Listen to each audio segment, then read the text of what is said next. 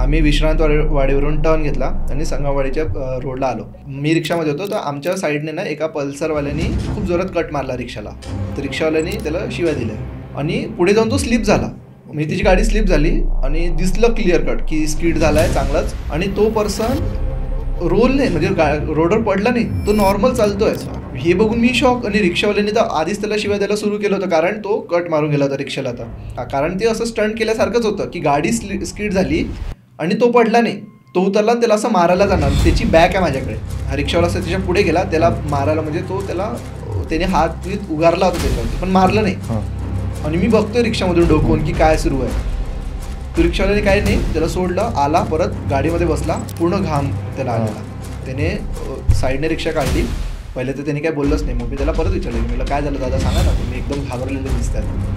तो बोलला की मी जेव्हा त्याला मारायला गेलो ना, तर त्याचे डोळे पूर्ण पांढरे झालेले. त्याला हे जे काळं बुबुळ असतं ना, ते नव्हतंच, पूर्ण पांढरे, जसे की भूत आहे तो.